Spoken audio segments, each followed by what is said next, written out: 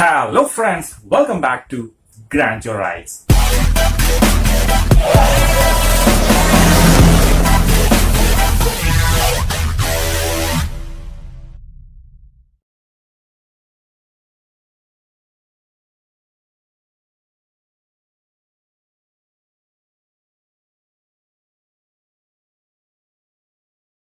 പിന്നെ അടുത്തതായിട്ട് റോട്ടറി മെഷീനെ പറ്റി പറയുകയാണെങ്കിൽ നിങ്ങൾ ഏതെങ്കിലും വണ്ടീന്റെ മുകളിൽ നിങ്ങളുടെ വണ്ടീന്റെ മുകളിലൊക്കെ തന്നെ നിങ്ങൾ പോളിഷ് ചെയ്യാൻ കൊടുത്തു കഴിഞ്ഞതിന് ശേഷം അല്ലെങ്കിൽ നിങ്ങൾ പോളിഷ് ചെയ്ത് കഴിഞ്ഞതിന് ശേഷം ഇതേപോലെയൊക്കെയുള്ള കാണുന്ന മാർക്കുകൾ അത് ലൈറ്റ് അടിക്കുന്ന സമയത്ത് ഇങ്ങനെയൊക്കെ ലൈറ്റ് സ്പ്രെഡ് ആയിട്ട് കാണുന്നുണ്ടെന്നുണ്ടെങ്കിൽ നമ്മൾ നോർമലി ഷെയ്ഡിൽ നിൽക്കുന്ന സമയത്ത് ഇങ്ങനെയൊന്നും നമ്മൾ കാണില്ല. പക്ഷെ നമ്മൾ നല്ലൊരു സൺലൈറ്റ് അല്ലെങ്കിൽ നമ്മൾ എന്തെങ്കിലും ഒരു LED ലൈറ്റ് പോലുള്ള എന്തെങ്കിലും കുറച്ച് ബ്രൈറ്റ് ആയിട്ടുള്ള ലൈറ്റ് നമ്മൾ ആ ഒരു പെയിന്റിന്റെ സർഫേസിന്റെ മുകളിലേക്ക് അടിച്ചു കഴിഞ്ഞാൽ നമ്മൾക്ക് ഇങ്ങനെയുള്ള പല ഷേപ്പുകളിലൊക്കെ നമുക്ക് ലൈറ്റ് സ്പ്രെഡ് ആയി പോകുന്നതായിട്ട് കാണുന്നുണ്ടെങ്കിൽ നിങ്ങൾക്ക് ഒരു കാര്യം മനസ്സിലാക്കാം. ഇത് റോട്ടറി മെഷീൻ ഉപയോഗിച്ചിട്ട് അറിയാത്ത ഒരാൾ ചെയ്തിരിക്കുന്ന പോളിഷിംഗ് മെഷീന്റെ ഡിഫക്റ്റ് ആണ്. ഇത് ചിലരൊക്കെ പറയുന്നുണ്ട് ഭയങ്കര ഭംഗിയുണ്ടല്ലോ കാണാൻ, ഇത് ഭയങ്കര 3D ഡിസൈൻ ഒക്കെ ആയി എന്നൊക്കെ പറയും.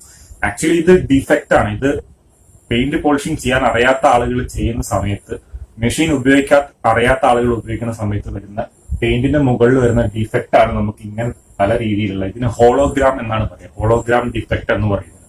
ഇത് റോട്ടറി മെഷീൻ ഉപയോഗിക്കുമ്പോഴാണ് കൂടുതലും കണ്ടുവരുന്നത്. നമ്മൾ ഡ്യുവൽ ആക്ഷൻ മെഷീൻ ഉപയോഗിച്ചാലും വരും, പക്ഷെ വളരെ ദുർലഭമായിട്ടേ വരാറുള്ളൂ. അത്രയ്ക്കും നെഗ്ലക്ട് ചെയ്ത് ഉപയോഗിച്ച് കഴിഞ്ഞാൽ മാത്രം ഡ്യുവൽ ആക്ഷൻ മെഷീൻ ഉപയോഗിച്ച് കഴിഞ്ഞാൽ ഇങ്ങനെയുള്ള സംഭവങ്ങൾ വരുള്ളൂ. ഇത് മാത്രമല്ല, അതുപോലെ ഇതൊക്കെ നമ്മളുടെ റോട്ടറി മെഷീന്റെ ഡിഫക്ട്സ് ആണ്. പിന്നെ അത് അടുത്തായിട്ട് വരുന്നത് ഇതെങ്ങനെ റോട്ടറി ബഫറിന്റെ സ്വേൾസ് ആണത്. നമ്മൾ റോട്ടറി ബഫർ ഉപയോഗിച്ച് കഴിഞ്ഞാൽ വരുന്ന സ്വേൾസ് ആണ്. നമ്മൾ വർക്കിംഗ് ചെയ്ത് കഴിഞ്ഞാൽ, നമ്മൾ പോളിഷിംഗ് ചെയ്ത് കഴിഞ്ഞാൽ ഇങ്ങനെയുള്ള ലൈറ്റ് അടിക്കുന്ന സമയത്ത് ഇങ്ങനെയുള്ള സ്വേൾ മാസ് വരുന്നുണ്ടെന്നുണ്ടെങ്കിൽ അത് ഒരിക്കലും നമുക്കത് കളയാൻ വേണ്ടി പറ്റില്ല. പിന്നെ സത്യം പറഞ്ഞാൽ ആ ഒരു സോൾസ് നമുക്ക് പോയില്ല. പിന്നെ അത് നമ്മളെ ഓർബിറ്റൽ പോളിഷർ വെച്ച് ചെയ്താൽ മാത്രമേ അത് പോവുക. ആ ഒരു ഡിഫക്ട് ക്ലീൻ ചെയ്യാൻ നമുക്ക് പറ്റുള്ളൂ. സത്യത്തിൽ ക്ലീൻ ആയിട്ട് നമ്മളൊരു പെയിന്റ് ക്ലിയർ ചെയ്തിട്ടുണ്ടെന്നുണ്ടെങ്കിൽ അതിന്റെ ഔട്ട്പുട്ട് ഇങ്ങനെയാണ് ഉണ്ടാവുക. നമുക്കൊരു ഗ്ലാസിന്റെ മുകളിലേക്ക് ഉള്ള റിഫ്ലക്ഷൻ ഉണ്ടാവുന്ന പോലെ ഉണ്ടാവണം. ഇതിന്റെ റിഫ്ലക്ഷൻ കണ്ടില്ലേ, ലൈറ്റിന്റെ സോഴ്സിന് വേറെ സ്പ്രെഡ്, എവിടേക്കും സ്പ്രെഡ് ഒന്നും ആവാതെ, വേറെ ഡിസൈനോ കാര്യങ്ങളൊന്നും കാണാതെ ക്ലീൻ ആയിട്ട് ഒരു വർക്ക് ഒരാള് കംപ്ലീറ്റ് ചെയ്തിട്ടുണ്ടെങ്കിൽ അത് ഇങ്ങനെയാണ് ഉണ്ടാവുക. പിന്നെ അടുത്തായിട്ട് പിന്നെ ആൾക്കാർക്ക് ചോദിക്കാനുള്ളതെന്ന് പറഞ്ഞു കഴിഞ്ഞാൽ, ഞാനിപ്പോ പുതുതായിട്ടൊരു പെയിന്റ് പോളിഷിംഗ് തുടങ്ങുകയാണ്. അപ്പൊ അതിൽ ഞാൻ ഇപ്പൊ പല മെഷീനുകൾ കാണിച്ചില്ല. ഇതിൽ ഏത് മെഷീനാണ് ഞാൻ ഉപയോഗിക്കേണ്ടത്, ഏത് മെഷീനാണ് ഞാൻ വാങ്ങേണ്ടത്? സത്യം പറഞ്ഞാൽ ആ ഒരു ചോദ്യത്തിന് എനിക്ക് പ്രത്യേകിച്ച് ഉത്തരമൊന്നും പറയാനില്ല. കാരണം എന്താണെന്ന് വെച്ചാൽ, ഇപ്പം നമ്മളൊരു ടൂൾ ബോക്സിൽ നമുക്ക് hammer, player, plucker, screw driver, പല പല ടൂൾസ് ഉണ്ട്. ഇതൊക്കെ എന്താണ്, നമ്മളുടെ ടൂൾസ് ആണ്. ഈ ഓരോ ടൂൾസും നമ്മൾ എന്തിനാണ്, പല ആവശ്യങ്ങൾക്കാണ് നമ്മൾ ഉപയോഗിക്കുന്നത്. ഒരു ആണി പറിക്കാനാണെങ്കിൽ നമുക്ക് പ്ലെയർ കൊണ്ട് വരിക്കാം. പിന്നെ നമ്മൾ ഹാമർ വെച്ചിട്ട് വേണമെങ്കിൽ നമുക്ക് സൈഡ് തട്ടി കൊടുത്ത് അങ്ങനെ എടുക്കാം. അതല്ലാതെ അതിന്റെ പ്ലക്കർ ഉണ്ടെങ്കിൽ പ്ലക്കർ വെച്ചിട്ട് ഈസി ആയിട്ട് എടുക്കാം. പിന്നെ അതല്ലെങ്കിൽ ഇതൊന്നും ഇല്ലാന്നുണ്ടെങ്കിൽ നമുക്ക് എന്ത് ചെയ്യാം, നമുക്ക് സ്പാനറോ അല്ലെങ്കിൽ സ്ക്രൂ ഡ്രൈവറൊക്കെ ഉണ്ടെങ്കിൽ അതുകൊണ്ടും തട്ടിയെടുക്കാം. അപ്പൊ അതുപോലെ തന്നെ ഈ ടൈപ്പ് എല്ലാ സാധനങ്ങളും നമ്മളുടെ ഒരു ടൂൾ സെറ്റിൽ വേണ്ട സാധനങ്ങളാണ്. ഇത് ഏത് സമയത്ത് ഏത് രീതിയിൽ നമുക്ക് ഉപയോഗിക്കേണ്ടി വരും എന്നുള്ളത് ഒരു ഡീറ്റെയിലറെ സംബന്ധിച്ചിടത്തോളം അയാൾക്ക് മാത്രമേ പറയാൻ പറ്റുള്ളൂ. അതിപ്പോ നമ്മളൊരു ഡിഫക്റ്റ് കണ്ടു കഴിഞ്ഞാൽ, ഇപ്പൊ ഇതേപോലെ ഉള്ള ഒരു വണ്ടി നമുക്ക് വന്നു കഴിഞ്ഞാൽ ഇത് എന്താണ് ഇതിന്റെ ഡിഫക്റ്റ് എന്ന് നമുക്ക് മനസ്സിലാവും. അതേപോലെ ഇതേപോലെ ഒരു ഡിസൈൻ ഒക്കെ ആയിട്ട് ഒരാൾ വന്നു കഴിഞ്ഞാൽ ഇത് എന്തുകൊണ്ട് വന്നു എന്നുള്ളത് നമ്മൾ മനസ്സിലാക്കണം. അപ്പൊ അതൊക്കെ നമ്മൾ ഒരുപാട് കാലങ്ങളായിട്ട് നമ്മൾ അച്ചീവ് ചെയ്തെടുക്കുന്ന, നമുക്ക് മനസ്സിലാക്കി വരുന്ന ഒരു കഴിവിൽ നിന്ന് തന്നെ പറയാൻ പറ്റുള്ളൂ. നമുക്ക് അങ്ങനെ മനസ്സിലാക്കി എടുക്കുന്ന കാര്യങ്ങളാണ്. ഇതൊന്നും ഇപ്പൊ ഞാനിപ്പോ ഒരു 2 ദിവസം കൊണ്ട് വീഡിയോ ചെയ്തതുകൊണ്ട് നിങ്ങൾക്ക് പഠിക്കാൻ പറ്റുന്നൊന്നും ഞാൻ പറയില്ല. പക്ഷെ നമുക്ക് എന്ത് ചെയ്യാം, നമുക്കൊരു ബേസിക് അവയർനെസ് നിങ്ങൾക്ക് തരാന്നുള്ളതാണ് ഞാൻ ഉദ്ദേശിക്കുന്നത്. അപ്പൊ ഇതൊക്കെ നമുക്ക് മനസ്സിലാവണമെന്നുണ്ടെങ്കിൽ നമ്മൾ ഒരുപാട് കാലം എടുത്ത് നമ്മൾ ഇങ്ങനെയുള്ള പല പല ഡിഫക്റ്റുകൾ വന്ന് നമ്മൾ കണ്ട് പരിചയപ്പെട്ട് ഇതൊക്കെ ഏത് മെഷീൻ ഉപയോഗിച്ച് കഴിഞ്ഞാൽ നമുക്ക് ഇത് തീർക്കാൻ പറ്റുന്നുള്ളതൊക്കെ നമുക്ക് ആ ഒരു ഡിഫക്റ്റ്, ആ ഒരു സ്പെസിഫിക് ആ ഒരു സംഭവം കണ്ടെങ്കിൽ മാത്രമേ നമുക്കത് പറയാൻ പറ്റുള്ളൂ. ഇത് ഈ ഒരു ഡിഫക്റ്റ് ആയിട്ട് ഒരാൾ വന്നു കഴിഞ്ഞാൽ നിങ്ങളുടെ അടുത്ത് റോട്ടറി മെഷീൻ ആണുള്ളത്, നിങ്ങൾ വീണ്ടും ഇതിന്റെ മുകളിൽ റോട്ടറി മെഷീൻ വെച്ചിട്ട് ഒരു ഫോം പാഡ് വെച്ച് ചെയ്യുകയാണെന്നുണ്ടെങ്കിൽ ഇത് ഇനി ഇതിന്റെ മുകളിലുള്ള ക്ലിയർ പോയി പെയിന്റ് വരെ പോകും. പക്ഷെ അത്രയും ഡിഫക്റ്റ് ഓൾറെഡി ഈ സാധനത്തിന് മുകളിൽ വന്നിട്ടുണ്ട്. അപ്പൊ ഇതിന്റെ മുകളിൽ ആകെ ചെയ്യാനുള്ളത് ആദ്യം നമ്മൾ ഇതിന്റെ തിക്നെസ്, പെയിന്റ് തിക്നെസ് അല്ലെങ്കിൽ ക്ലിയർ കോട്ടിന്റെ തിക്നെസ് എത്ര ഉണ്ടെന്ന് നമ്മൾ ആദ്യം നമ്മൾ ഒരു ഗേജ് വെച്ച് അളക്കണം. എന്നിട്ട് വേണം നമ്മൾ അടുത്ത ഇതിന്റെ മുകളിൽ ഇങ്ങനെയുള്ള ഡാമേജിന്റെ മുകളിൽ നമ്മൾ പണിയെടുക്കാൻ. അതല്ലാന്നുണ്ടെങ്കിൽ ബേസ് കോട്ട് വരെ പോയിട്ട് പ്രൈമർ ഒക്കെ കാണുന്ന രീതിയിലേക്ക് ആയിപ്പോകും. ഓക്കെ, അപ്പൊ ഞാൻ അങ്ങനെ ആരെയും ഡിഗ്രേഡ് ചെയ്യല്ല. ഇതെന്ന് പറഞ്ഞാൽ നമ്മളൊരു പെയിന്റ് കറക്ഷൻ എന്ന് പറഞ്ഞാൽ നമുക്ക് ഒരുപാട് കാലങ്ങളായിട്ട് നമ്മൾ എടുത്തിട്ട് പഠിക്കേണ്ട കാര്യം തന്നെയാണ്. ഒരുപാട് ഈ ഒരു ഏരിയ ഒരുപാട് പഠിക്കാനുണ്ട്. നമ്മൾ ചെയ്ത് തന്നെ പഠിക്കണം. നമ്മളൊരു ചെറിയ ട്യൂട്ടോറിയൽ കണ്ടതുകൊണ്ടോ അല്ലെങ്കിൽ എവിടെയെങ്കിലും വായിച്ചത് കൊണ്ടോ നമുക്ക് ഇത് മുഴുവനായിട്ട് പഠിക്കാൻ പറ്റില്ല. ഇത് ചെയ്ത് തന്നെ പഠിക്കണം. അപ്പൊ ഞാനിപ്പോ ഇതിങ്ങനെ എന്റെ അടുത്ത് കുറെ ആൾക്കാർ വിളിക്കുന്നുണ്ട്, ചേട്ടന്റെ വീഡിയോസ് ഞാൻ കാണാറുണ്ട്. അപ്പൊ ഞാൻ ഇങ്ങനെ സ്വന്തമായിട്ട് ഇങ്ങനെ ഒരു പരിപാടി തുടങ്ങിയാലെന്ന് വിചാരിക്കുന്നുണ്ട്. അപ്പൊ ഞാൻ എനിക്ക് അവരോട് പറയാനുള്ളതെന്ന് പറഞ്ഞു കഴിഞ്ഞാൽ, നിങ്ങൾ ആദ്യം ഒരു ടെസ്റ്റ് പാനൽ എവിടെന്നെങ്കിലും വാങ്ങിച്ചു കൊണ്ടുവരാം. എന്നിട്ട് നിങ്ങൾക്ക് പറ്റുവാണെങ്കിൽ നിങ്ങൾ ഒരു റോട്ടറി മെഷീൻ ചെറിയ എമൗണ്ട് കൊടുത്ത് റോട്ടറി മെഷീൻ വാങ്ങിക്കാം. നിങ്ങൾക്ക് കുറച്ചും കൂടെ ഇമ്പ്രൂവ് ചെയ്തിട്ട് ചെയ്യാൻ പറ്റുവാണെങ്കിൽ കുറച്ചും കൂടെ പൈസ കൂടുതൽ ഉണ്ടെന്നുണ്ടെങ്കിൽ നിങ്ങൾ എന്ത് ചെയ്യുക, ഒരു ഡുവൽ ആക്ഷൻ മെഷീൻ വാങ്ങിക്കുക. ഏറ്റവും നല്ലത് ഒരു random orbital dual action machine ഒരു 15 മില്ലിമീറ്റർ വാങ്ങിക്കാൻ പറ്റുവാണെങ്കിൽ, ക്യാഷ് ഉണ്ടെങ്കിൽ വാങ്ങിക്കാം. അതാണ് ഏറ്റവും സേഫ് ആയിട്ടുള്ള ഒരു മെഷീൻ. എന്താണെന്ന് വെച്ച് കഴിഞ്ഞാൽ നേരത്തെ കാണിച്ചില്ല, അതിന്റെ റൊട്ടേഷൻ അത്ര ഫാസ്റ്റ് അല്ല. അദ്ദേഹത്തിന് നേരത്തെ ഞാൻ പറയാൻ വിട്ടുപോയ ഒരു കാര്യം എന്താണെന്ന് വെച്ച് കഴിഞ്ഞാൽ, നമ്മളെ dual action rotary machine, dual action random orbital മെഷീന്റെ റൊട്ടേഷൻ എന്ന് പറയുന്നത് അത്രയ്ക്ക് ഫാസ്റ്റ് അല്ല. അത് നമ്മളുടെ എത്രത്തോളം നമ്മൾ ആ മെഷീൻ പ്രസ് ചെയ്യുന്നു അതനുസരിച്ച് അതിന്റെ റൊട്ടേഷൻ കുറഞ്ഞു വരും. ചിലപ്പോൾ സ്റ്റോളായി പോകാൻ, അത് സ്റ്റോപ്പായി പോകാനും ചാൻസ് ഉണ്ട്. പക്ഷെ എന്നാലും എന്തിന്റെ ഈ ഒരു ആക്ഷൻ അതിനകത്ത് ഉണ്ടാവും.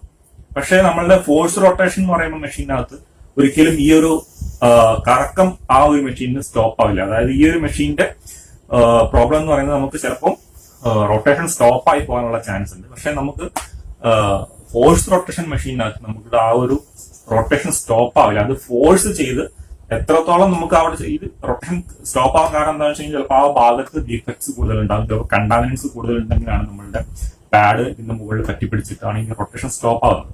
പക്ഷെ എന്നാലും അവിടെ ഡിഫക്ട് റിമൂവൽ നടന്നുകൊണ്ടിരിക്കുന്നുണ്ട്. നമ്മുടെ ഓർബിറ്റൽ ആക്ഷൻ ഉള്ളത് കൊണ്ട് അവിടെ ഡിഫക്ട് റിമൂവൽ നടന്നുകൊണ്ടിരിക്കുന്നുണ്ട്. പക്ഷെ എന്താവും, സ്ലോ ഡൗൺ ആവും, നമ്മുടെ പ്രോസസ്സ് സ്ലോ ഡൗൺ ആവും. അങ്ങനെ സ്റ്റോപ്പ് ആയി കഴിഞ്ഞാൽ ഈ രണ്ട് ആക്ഷനും കൂടെ ഒരുമിച്ച് വർക്ക് ചെയ്യുന്നുണ്ടെങ്കിൽ നമുക്ക് ഫാസ്റ്റ് ആയിട്ട് കട്ടിങ്ങും അതുപോലെ ഫിനിഷിങ്ങും നടത്താൻ പറ്റുള്ളൂ. അപ്പൊ അതിന് അങ്ങനെയുള്ള ചില പെയിന്റ് ഡാമേജ് ഉള്ള സ്ഥലങ്ങളുണ്ട്. ഓവർ കണ്ടാമിനേഷൻ അല്ലെങ്കിൽ നമ്മളെ സ്റ്റിക്കി ആയിട്ടുള്ള പെയിന്റുകൾ, ചില പെയിന്റുകൾ ഓരോ വണ്ടിയുടെ പെയിന്റിങ് ഒരേപോലെ അല്ല, പല രീതിയിലാണ് പെയിന്റുകൾ വരുന്നത്. പല കമ്പനികളുടെ പല ബ്രാൻഡുകളുടെ വണ്ടികൾക്കും പെയിന്റിന്റെ ക്വാളിറ്റി പല രീതിയിലാണ്. ഓരോ കമ്പനിക്കും ഓരോ പോലെയാണ് പെയിന്റുകൾ വരുന്നത്. അതുപോലെ തന്നെ അതിന്റെ ഹാർഡ്നെസ്, ഹാർഡ്, മീഡിയം, സോഫ്റ്റ് ആയിട്ട് പല ടൈപ്പ് പെയിന്റ് കോട്ടിങ്ങുകൾ വരുന്നുണ്ട്. അപ്പൊ അതിനൊക്കെ നമ്മൾ ഓരോന്നിനും ഓരോ ടെക്നിക്കാണ് നമ്മൾ ഉപയോഗിക്കുന്നത്. അപ്പൊ ഇന്നൊരു മെഷീൻ നിങ്ങൾ വാങ്ങിച്ചോളൂ, നിങ്ങൾ അത് ഒരു ഫോം പാഡ് വെച്ച് ചെയ്തോളൂ എന്ന് പറഞ്ഞാൽ സത്യം പറഞ്ഞാൽ അത് മണ്ടത്തരമാവുള്ളൂ. നമ്മളുടെ ഇവിടെ ലോക്കൽ മാർക്കറ്റിൽ സത്യം പറഞ്ഞാൽ നടന്നുകൊണ്ടിരിക്കുന്ന കാര്യം എന്ന് പറയുന്നത് ഇതാണ്. അവരുടെ അടുത്ത് ആകെ ഒരു റോട്ടറി മെഷീനും ഒരു വൂൾ പാഡോ അല്ലെങ്കിൽ ഒരു ഫോം പാഡോ മാത്രമേ കാണാറുള്ളൂ. എല്ലാ വണ്ടിക്കും അവർ ഈ സെയിം സാധനം തന്നെയാണ് ഉപയോഗിക്കുന്നത്. സത്യത്തിൽ അത് അങ്ങനെ ഉപയോഗിച്ചിട്ട് ഒരു കാര്യമില്ല. ഓരോ വണ്ടിക്കും ഓരോ പോലെ നമ്മൾ പെയിന്റ് ഗേജ് ഒക്കെ അളന്നിട്ട് വേണം, പെയിന്റ് ഗേജ് വെച്ചിട്ട് നമ്മൾ പെയിന്റിന്റെ ഡെപ്ത് എത്ര ഉണ്ട്, നമ്മളെ വണ്ടിയുടെ മുകളിൽ എത്രത്തോളം പെയിന്റ്, എത്രത്തോളം ക്ലിയർ കോട്ട് ഉണ്ട്, ബേസിന്റെ മുകളിൽ എത്ര കട്ടിയിലാണ് നമ്മളുടെ പെയിന്റ് ഉള്ളത്, അതിൽ നമുക്ക് എത്രത്തോളം നമുക്ക് കട്ട് ചെയ്ത് കഴിഞ്ഞാൽ നമുക്ക് പെയിന്റ് ബാക്കി ഉണ്ടാവും. ഇതൊക്കെ അളന്നിട്ട് വേണം നമ്മൾ ഇതിന്റെ മുകളിൽ പണിയെടുക്കാൻ. അതല്ലാന്നുണ്ടെങ്കിൽ പെയിന്റ് പോകും. പെയിന്റ് പോയി കഴിഞ്ഞാൽ പെയിന്റ് അല്ല പോവാ, ക്ലിയർ കോട്ടാണ് പോവാ. ഈ പെയിന്റ് ഡിഫക്ട് റിമൂവൽ എന്ന് പറയാൻ സത്യം പറഞ്ഞാല് അതിന്റെ മുകളിലുള്ള ക്ലിയർ കോട്ട്, അതായത് പ്രൊട്ടക്ഷൻ ലെയർ ആണ് ക്ലിയർ കോട്ട് എന്ന് പറയുന്നത്. പെയിന്റ് ഡാമേജ് ആവാതിരിക്കാൻ വേണ്ടി ഒരു UV പ്രൊട്ടക്ഷൻ കൊടുക്കുന്നതാണ് നമ്മളുടെ ക്ലിയർ കോട്ട് എന്ന് പറയുന്നത്. ആ ഒരു കോട്ടിന് നമ്മൾ കട്ട് ചെയ്ത് കളയാണ് ചെയ്യുന്നത്. അത് ഓരോ പ്രാവശ്യം നമ്മൾ സ്ക്രാച്ച് വീഴുന്ന സമയത്ത് നമ്മൾ ആ ഒരു ലെയർ നമ്മൾ കട്ട് ചെയ്ത് ഒഴിവാക്കുകയാണ് നമ്മൾ ഈ മെഷീനുകൾ വെച്ചിട്ട് അല്ലെങ്കിൽ ഹാൻഡ് വെച്ചിട്ട് നമ്മൾ പോളിഷിംഗ്, കോമ്പൗണ്ട് സാധനം എല്ലാം കട്ടിങ് ആണ് ചെയ്യുന്നത്. അപ്പൊ അതിന് എഫക്റ്റീവായ രീതിയിൽ കൂടുതൽ ഡാമേജ്, കൂടുതൽ കട്ടാവാതെ നമ്മുടെ ഈ ക്ലിയർ കോട്ട് കൂടുതൽ ഒഴിവായി പോകാതെ നമ്മൾ എത്ര എഫക്റ്റീവായിട്ട് നമുക്ക് ചെയ്യാൻ പറ്റും എന്നുള്ളതാണ് ഒരാൾ ഡീറ്റെയിലർ ഉള്ള ഒരാളെ സംബന്ധിച്ചിടത്തോളം അയാളുടെ മിടുക്ക്. അതാണ് നമ്മൾ പഠിക്കേണ്ടത്. അതല്ലാതെ എല്ലാവർക്കും വേണമെന്നുണ്ടെങ്കിലും ഒരു മെഷീൻ എടുത്ത് എന്ത് വേണമെങ്കിലും ചെയ്യാം. പക്ഷെ പെയിന്റ് അതിന്റെ മുകളിൽ ഉണ്ടായിക്കോളൊന്നുമില്ല. പിന്നെ വണ്ടിയുടെ കോലം ഈ പറഞ്ഞ പോലെ പല രീതിയിലൊക്കെ വെയിലടിച്ചു കഴിഞ്ഞാൽ വെയിലത്തോണ്ട് നിർത്തി കഴിഞ്ഞാൽ പല രീതിയിലുള്ള ഡിസൈനുകളൊക്കെ നമുക്ക് കാണാം. അതൊക്കെ പലരും പറയാറുണ്ട് നമുക്ക് 3D ഡിസൈൻ അതിനകത്ത്. സത്യം പറഞ്ഞാൽ ആർക്കും അറിയില്ല ഇതൊരു ഡാമേജ് ആണ്, ഇതൊരു പോളിഷ് ചെയ്ത് കഴിഞ്ഞിട്ടുള്ള വണ്ടിക്ക് ഇതൊരു ഡാമേജ് ആണെന്നുള്ളത് അവർക്ക് അറിയില്ല. അതുകൊണ്ടാണ് അവർ അങ്ങനെ പറയുന്നത്. അപ്പൊ ഇത്രയൊക്കെയാണ് ഇപ്പൊ നമ്മൾക്ക് ഈ ഒരു കാര്യങ്ങളെ പറ്റിയിട്ട് പറയാനുള്ളത്, നമ്മളുടെ പോളിഷിംഗ് മെഷീനെ പറ്റിയിട്ടും ഇതിനെ പറ്റിയൊക്കെ പറയാനുള്ളത്. അടുത്തായിട്ട് ഇനി പറയാനുള്ളത് ഇതിന്റെ പാഡുകളെ പറ്റിയിട്ടാണ്. അതിനെപ്പറ്റി വേറൊരു ദിവസം നമ്മൾ വീഡിയോ ചെയ്യാം. അപ്പൊ ഈ വീഡിയോ എല്ലാവർക്കും ഇഷ്ടപ്പെട്ടിട്ടുണ്ടാവും എന്ന് വിചാരിക്കുന്നു. എന്തായാലും നിങ്ങളുടെ അഭിപ്രായങ്ങളും നിങ്ങളുടെ സംശയങ്ങളും നിങ്ങൾ താഴെ കമന്റ് ബോക്സിൽ കമന്റ് ചെയ്യുക. നിങ്ങളുടെ ഡൗട്ട് എന്തെങ്കിലും ഉണ്ടെങ്കിൽ നിങ്ങൾക്ക് ചോദിക്കാം, അതിന് റിപ്ലൈ തരുന്നതാണ്. അപ്പോ വീഡിയോ ഇഷ്ടപ്പെട്ടാൽ എല്ലാവരും ലൈക്ക് ചെയ്യുക. നിങ്ങളുടെ ഇതേപോലെ വീഡിയോ നമ്മളുടെ കാർ ഡീറ്റെയിലിംഗ് ഇഷ്ടപ്പെടുന്ന ആളുകൾക്ക് ഷെയർ ചെയ്ത് കൊടുക്കുക. എല്ലാവരും കാര്യങ്ങളൊക്കെ പഠിക്കട്ടെ. പിന്നെ പറയാനുള്ളത്, നിങ്ങൾ തൊട്ട് താഴെയായിട്ട് സബ്സ്ക്രൈബ് എന്ന ബട്ടൺ ഉണ്ടാവും. നിങ്ങൾ സബ്സ്ക്രൈബ് ഓൾറെഡി ചെയ്തിട്ടില്ല എന്നുണ്ടെങ്കിൽ ജസ്റ്റ് അതിന്റെ മുകളിൽ ഒന്ന് പ്രസ് ചെയ്തിട്ട് ആ ഒരു ബെല്ലൈക്കണും കൂടെ ഒന്ന് അമർത്തിയിടുകയാണെന്നുണ്ടെങ്കിൽ നമ്മുടെ പുതിയ വീഡിയോസ് വരുന്ന സമയത്ത് നിങ്ങൾക്ക് നോട്ടിഫിക്കേഷൻ വരും. അപ്പൊ നിങ്ങൾക്ക് പുതിയ വീഡിയോസ് നിങ്ങൾക്ക് പെട്ടെന്ന് തന്നെ കാണാനും പുതിയ പുതിയ അറിവുകളെ പറ്റി പെട്ടെന്ന് തന്നെ നിങ്ങൾക്ക് മനസ്സിലാക്കാനും പറ്റും. അപ്പോ അത്രയൊക്കെ പറയാനുള്ളൂ. അപ്പൊ എന്തായാലും നമ്മളുടെ ഗ്രാൻഡിയർ റൈറ്റ്സിന്റെ ടീഷർട്ടിനെ പറ്റിയിട്ടും നമ്മളുടെ ക്യാപ്പിനെ പറ്റിയിട്ടും ഡിസൈനിനെ പറ്റിയിട്ടൊക്കെ ഉള്ള അഭിപ്രായങ്ങൾ നിങ്ങൾ താഴെ കമന്റ് ചെയ്യുക. ഞാനത് വായിച്ച് നല്ല ഫണ്ണി ആയിട്ടുള്ള കമന്റ്സിന് നമ്മൾ ചിലപ്പോ നിങ്ങൾക്ക് ഇഷ്ടപ്പെട്ടിട്ടുണ്ടെങ്കിൽ നമ്മൾ ഈ ഒരു സംഭവം നമ്മൾ ഗീവവേ കൊടുക്കാനുള്ള ഒരു പ്ലാനിങ് ഉണ്ട്.